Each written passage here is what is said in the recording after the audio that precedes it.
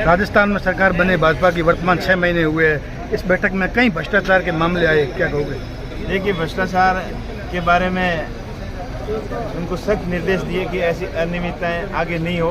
पूर्ववर्ती सरकारों में पहले जो भी घटना होगी हो उनको मद्देनजर रखते हुए उनकी निष्पक्षता से जांच करें और आगे कोई भ्रष्टाचार की शिकायत नहीं आए, इसके लिए उनको अफसरों को सख्त हिदायत दी, सख्त निर्देश दिए। शिक्षा को लेकर आप गंभीर है, कई स्कूल है अब भी भवन जर्जर अवस्था में के अंदर है, क्या जिस तरीके से राज्य सरकार को सबसे पहले तो ये चर्चा हुई कि जिन स्कूलों के अंदर किन्हीं कारणों की वजह से भवन नहीं बने उनको तुरंत प्रभाव से उन स्कूलों के अंदर भवन बने, इंफ्रास्ट्रक्चर अच्छा हो। जो जर्जर हालत के भवन है उनको गिराने के आदेश निकालें और नए भवन का निर्माण करवाएं और डिजिटल एजुकेशन के ऊपर जोर देने के लिए उनको प्रेरित किया कि जिन स्कूलों के अंदर डिजिटल स्मार्ट बोर्ड लगे हुए हैं उनको सुचारू रूप से चलाएं और जहां कमी है उनको हमें बताएं ताकि हम CSR फंड से या संसद निधि से और राज्य सरकार की तरफ से, शिक्षा विभाग की तरफ से जो भी शिक्षा के क्षेत्र में कमी होगी उनको पूरा करने का प्रयास करेंगे। चाहे भवन हो, चाहे डिजिटल एजुकेशन की बात हो, स्मार्ट बोर्ड की बात हो या बच्चों की सीटिंग व्यवस्था की बात हो,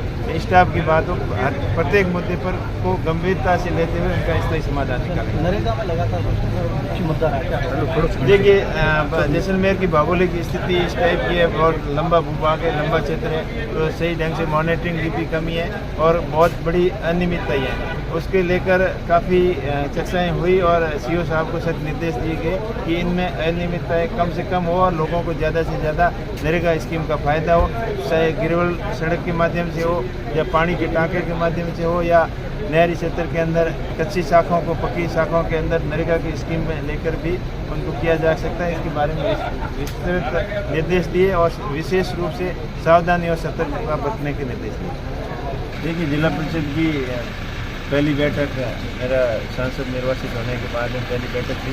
सबसे पहले तो मैं धन्यवाद दूंगा सभी जैसलमेर वासियों को, सभी संसदीय क्षेत्र के लोगों को कि मुझे सांसद बनाया, इसके लिए आपका बहुत बहुत आभार सभी का। आज जनहित मुद्दों को लेकर जो जिला परिषद की आम बैठक होती है वैसी आज बैठक थी और नए वित्तीय वर्ष के कार्यों का उद्बोधन करना था, उसके लिए बैठक थी और जनरल समस्याओं के बारे में डिस्कशन हुआ।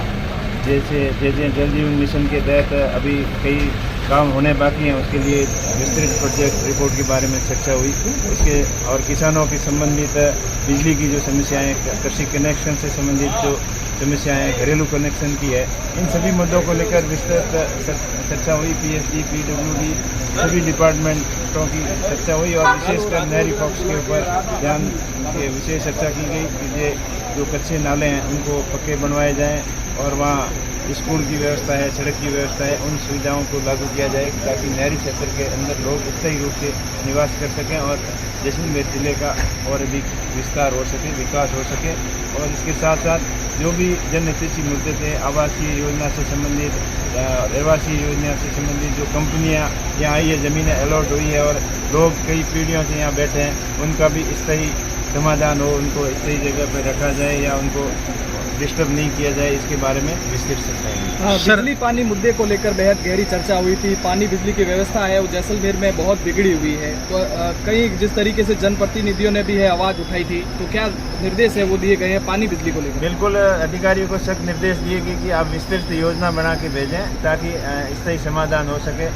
ऐसा नहीं हो कि एक बार टेम्परेरी खाना पूर्ति कर दी और बाद में पानी की किल्लत वैसी की वैसी रहे। तो इसके लिए विस्तृत योजना बना के DPR बना के आप भेजें और जो योजनाएं चल रही है उसके अंदर क्वालिटी का काम हो, चाहे PSD का काम हो, PWD का हो, चाहे किसी भी डिपार्टमेंट के काम हो, उनके क्वालिटी के ऊपर विशेष ध्यान दिया जाए। विशेष करके सड़कों की क्वालिटी है और PSD के काम है, टंकियां बन रही है, नई लाइनें डाल रही हैं। अगर क्वालिटी का काम सही नहीं होगा तो वो आगे लंबा नहीं टिकेगा और स्थायी समस्याओं का स्थायी समाधान नहीं होगा। इस बारे में विस्तृत